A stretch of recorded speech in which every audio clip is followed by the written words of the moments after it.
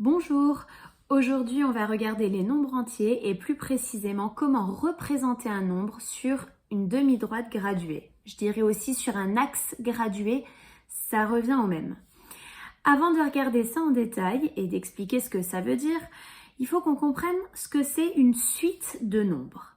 Alors une suite de nombres, comme vous voyez, ce sont des nombres qui se suivent grâce à une même addition. Et j'ai précisé entre parenthèses ou soustraction, mais on va pas les utiliser tellement que ça, les soustractions dans notre chapitre, parce qu'on va toujours prendre des nombres qui grandissent. Donc forcément, ce sera des additions. Et une petite remarque, vous verrez quand vous serez au lycée et même après, qu'une suite de nombres, elle peut se suivre grâce à des opérations encore plus compliquées que des additions ou des soustractions, même plus compliquées que des multiplications ou des divisions. Mais c'est pas du tout au programme de 6e. Alors, prenons un exemple ensemble pour comprendre. Ici, j'ai 2, 6, c'est bien des nombres. Il y a bien une suite, après 2, il y a 6, et je veux savoir quelle addition me permet de passer de 2 à 6. Donc, je fais une addition à trous. 2 plus combien égale 6? Vous avez la réponse, c'est bien sûr 4. Pour ceux qui ont peut-être un petit peu plus de mal, je vous rappelle, vous avez vu en primaire que pour faire une addition à trous, donc 2 plus quelque chose égale 6, on pouvait partir de la réponse et soustraire, faire 6 moins 2. Alors, on va continuer notre suite de nombres grâce à ce qu'on vient de découvrir. On vient de découvrir que pour continuer, il faut faire plus 4. Donc je continue. 6 plus 4, 10. 10 plus 4, 14, plus 4, 18, plus 4, 22, plus 4, 26, etc., etc. Et je peux aller aussi loin que je veux. Mais vous avez compris, alors je m'arrête ici. Maintenant, on va pouvoir regarder d'un petit peu plus près qu'est-ce que c'est une demi-droite graduée. Alors, une demi-droite graduée, c'est une demi-droite sur laquelle on a reporté régulièrement une unité de longueur. Alors, explication du vocabulaire. Demi-droite, on l'a vu en géométrie, c'est comme une droite, vous vous souvenez, une droite c'est un trait infini, et une demi-droite on la coupe. On jette une moitié et on a une demi-droite. Donc on a un point de départ et un trait qui continue pour toujours par là-bas. Ça c'est une demi-droite. Reporter, vous savez ce que ça veut dire, reporter. Par exemple, si je prends cette longueur-là et que je la déplace, je suis en train de reporter la longueur. Régulièrement, ça veut dire qu'on ne va pas changer d'écart. Si je choisis la longueur là, je ne vais pas faire ça, et puis après ça, et puis après ça, et puis après ça. On garde la même longueur. Et une unité de longueur, ça peut être par exemple 1 cm. On va reporter 1 cm. Ce que vous faites quand vous prenez votre règle et que vous mettez un petit trait à tous les centimètres. Mais je peux aussi choisir autre chose. Par exemple, j'ai ma petite brosse ici pour essuyer un tableau. Je peux prendre ça comme unité de longueur plutôt que 1 cm. Ou alors je peux prendre la longueur là. D'accord? Donc on choisit une unité qu'on reporte. Par exemple, voilà une demi-droite graduée. J'ai bien un point de départ, ma demi-droite qui file vers là et qui ne s'arrêtera pas. Alors pour le dessin, bien sûr, je m'arrête. Et on a bien pris une unité de longueur, ce petit écart qu'on a reporté régulièrement sans jamais le changer. Alors, un petit peu de vocabulaire. Notre point de départ ici, ça s'appelle l'origine.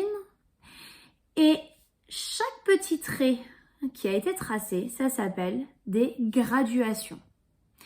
Une petite propriété pour continuer.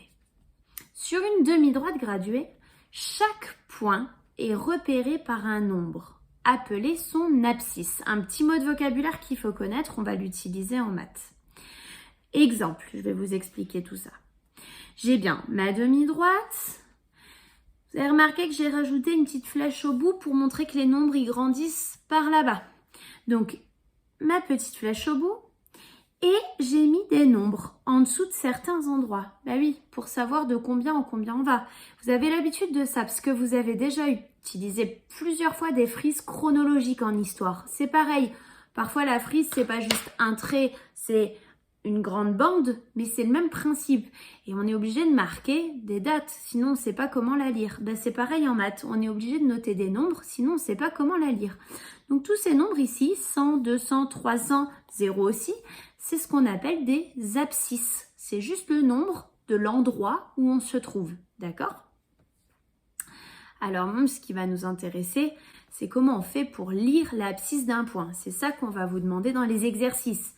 Puis si vous savez lire l'abscisse d'un point, vous n'aurez pas de problème pour placer un point au bon endroit. D'accord? Alors, regardons sur un exemple. J'ai une demi-droite graduée et vous voyez, j'ai mis 3 points. Le point A, B et C. Et j'aimerais connaître l'abscisse de chacun des points. Pour le point A, c'est super facile, c'est écrit en dessous. Donc, il n'y a pas besoin de réfléchir trop longtemps. On peut tout de suite écrire que l'abscisse de A, c'est 100. Mais vous savez qu'en maths, on aime bien réduire l'écriture pour que ça prenne moins de place et que ça aille plus vite. Du coup, on va noter A, entre parenthèses, 100. C'est exactement la même chose. Donc, dans un contrôle, vous avez le choix. Soit vous écrivez en entier, l'abscisse de A est 100, soit vous notez juste ça, A, entre parenthèses, 100. À vous de voir ce que vous trouvez le plus efficace. Par contre, attention, vous devez être capable de lire les deux phrases.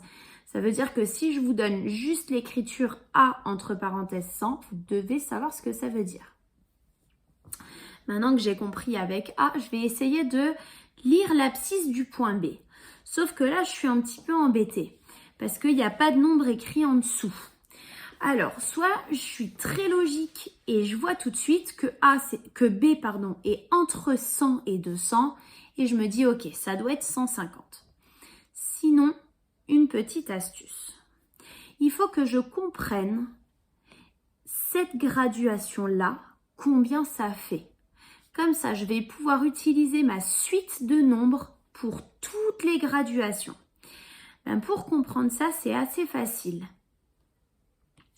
On va regarder les deux premières informations qu'on a, 0 et 100. De 0 à 100, on est d'accord qu'on a un écart de 100. Donc j'ai un écart de 100.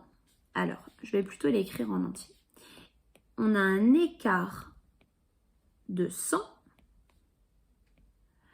pour combien de graduations? Pour 1, 2, 3, 4 graduations. Ou alors pour 4 espaces. 1, 2, 3, 4. On va plutôt compter les espaces d'ailleurs, parce que sinon on ne sait pas trop quoi faire de 0. Donc j'ai un écart de 100 pour 4 espaces. Donc je le note. Et moi, j'aimerais savoir combien c'est comme écart pour un espace.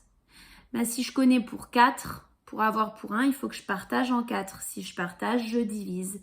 Donc, je vais faire dans un coin, mon écart de 100, je vais le partager pour mes 4 petits espaces. Dans 10, il y a 2 fois 4, ça fait 8. 10 moins 8, ça fait 2. Je peux baisser le 0. Dans 20, il y a 5 fois 4, ça fait 20 et il reste 0. J'ai terminé. Autrement dit, ça veut dire qu'on a un écart de 25 pour un espace. D'accord? Donc, je regarde que j'ai un écart de 100 pour 4 espaces et je partage mon écart de 100 en ces 4 petits espaces. Comme ça, je sais que j'ai un écart de 25 pour un espace. Autrement dit, sur mon axe, la suite de nombres, c'est plus 25. Donc, je vais faire 0 plus 25, ça fait 25. Plus 25, ça fait 50. Plus 25, 75. Plus 25, 100, qui est déjà écrit. Plus 25, 125. Plus 25, 150. Et donc, je peux écrire que l'abscisse de B, c'est 150. On note B, entre parenthèses, 150.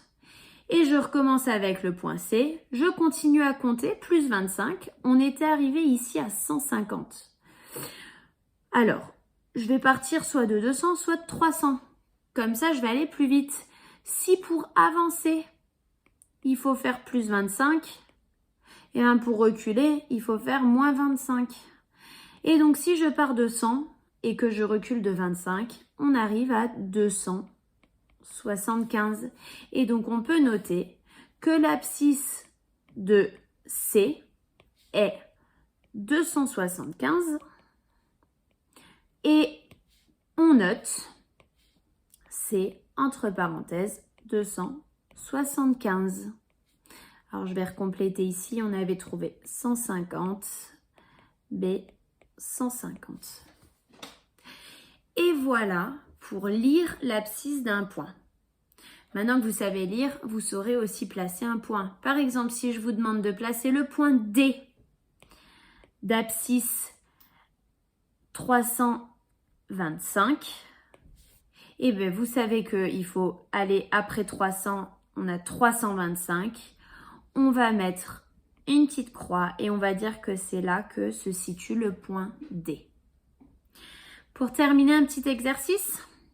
Trouvez les abscisses de A, B et C. Je vous laisse mettre pause sur la vidéo, faire l'exercice et après regarder la suite. Alors, on corrige et on va comprendre de nouveau notre écart. Alors, on a ici un écart de 20, vu qu'on part de 0 jusqu'à 20, et on a 1, 2, 3, 4, 5 espaces.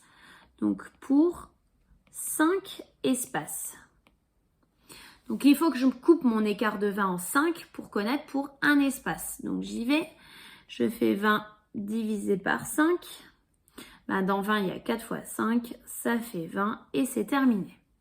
Donc, ça veut dire qu'on a un écart de 4 pour un espace. Autrement dit, sur mon axe, la suite des nombres, c'est plus 4. Et je peux maintenant compléter mon axe. Donc, on a 0, 4, 8, 12, 16, 20.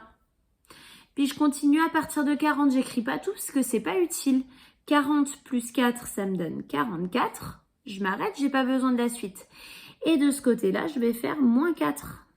80 moins 4, ça me fait 76. Et maintenant, je peux conclure et donner la réponse. Attention à toujours écrire la réponse. Alors, A, son abscisse, c'est 12. B, son abscisse, c'est 44. Et C, son abscisse, c'est 76. Et voilà pour cet exercice. Bon courage pour les suivants.